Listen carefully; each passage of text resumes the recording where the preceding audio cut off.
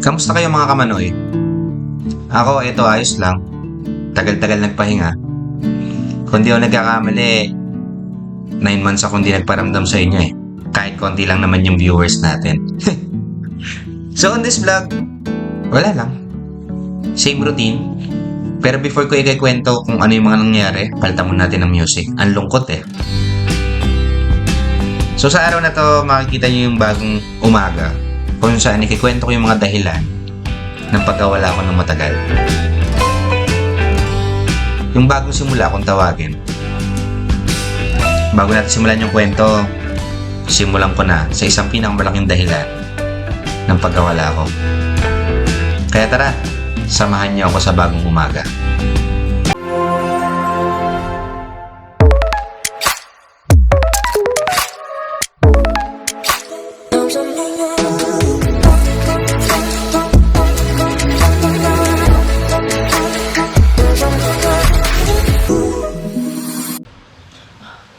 Nox, naligo ka ba?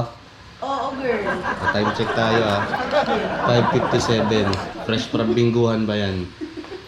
So sa mga hindi nakakaalam, nagbinggo kami kagabi.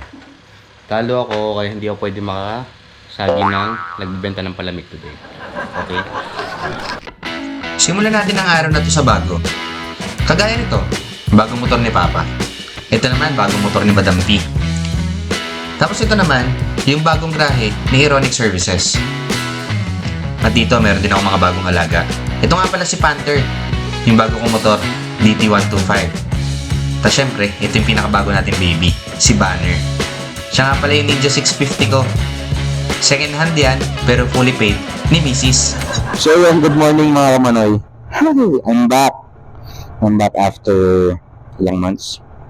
Tagal eh.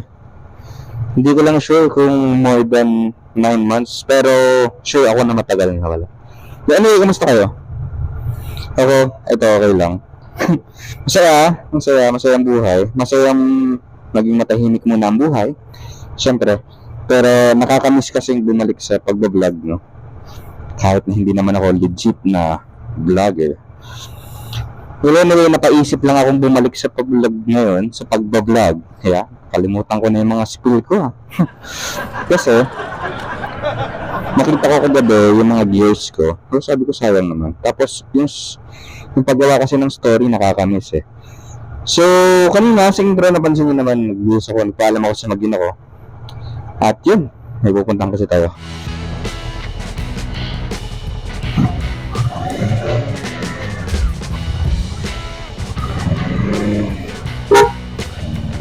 Bye po! So yun mga manoy, alis na tayo. Hindi ko alam kung bakit ko siya bigla naisipan bumalik sa pagbablog. At ito pa nga, first time ko lang gagawing mag-motovlog. Well, hindi naman ako legit na rider, pero wala lang. Wala naman siguro ang pakailanganan ng trip eh. Tama ba? So yun lang. Iba kasi yung ginagawa ko ngayon, something, different. Yeah. Diba? Something na nakakatanggal ng pagod. Well, anyway, yung mga panahon kasi na hindi niyo ako nakita sa YouTube at sa Facebook, yung mga panahon na kailangan natin ng lakas. No? Physical at emotional, mental, no? Kung yung mga reason kung bakit tayo nawala sa laro.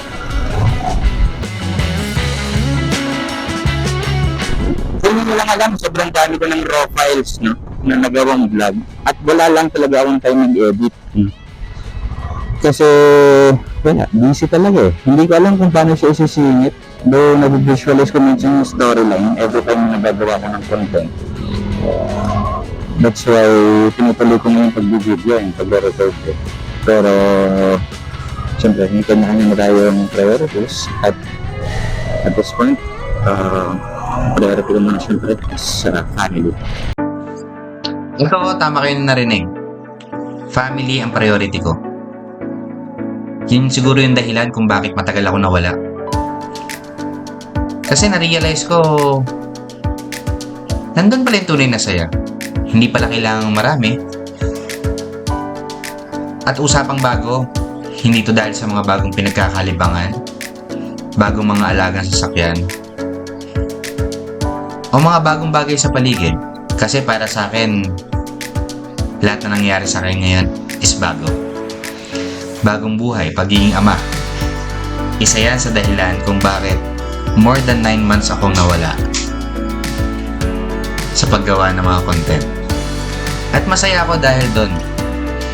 Pero itong ginagawa ko, isa lang to sa mga pangarap ko. At sino ba nag-expect na uupo ako sa mga bagay na to? Diba?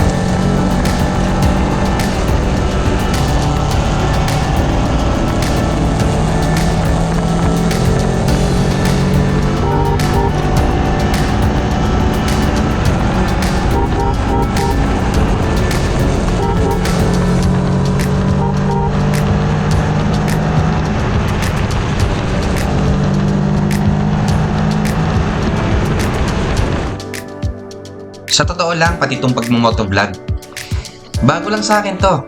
Alam nyo naman na more on travel content lang ang ginagawa natin.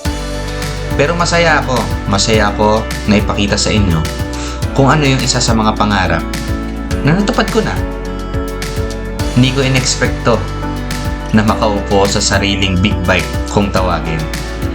Hindi ako tunay na rider. Pero yung matupad sa isa sa mga pangarap ko, masaya na ako dun.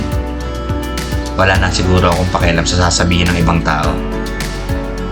At yun naman yung totoong nangyayari talaga sa buhay natin eh. May magawa kang mali, may maririnig ka. May magawa kang tama, may maririnig ka pa rin.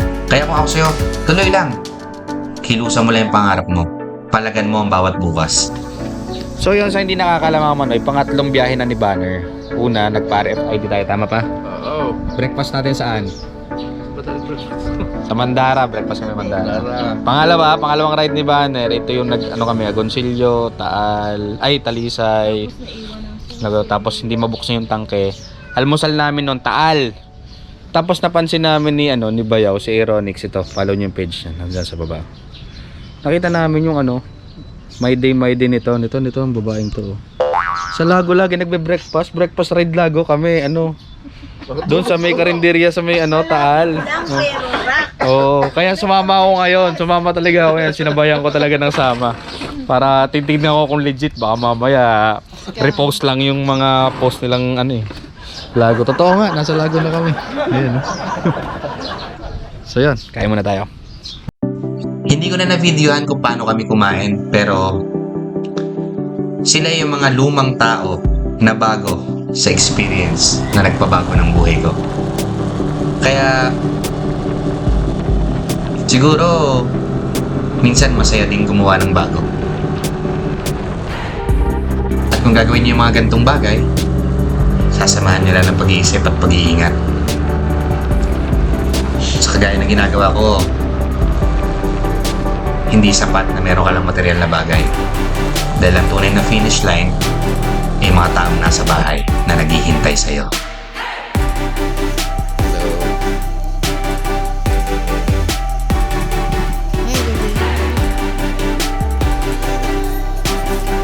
Kayo ba? Ano yung mga bagong bagay sa buhay nyo? Kasi kung akong tatanungin, masaya ako sa lahat ng bago sa buhay ko. Salamat sa pagsama sa bagong araw ng kwento ng buhay ko. Kita-kits sa susunod na yugto, mga kamanoy.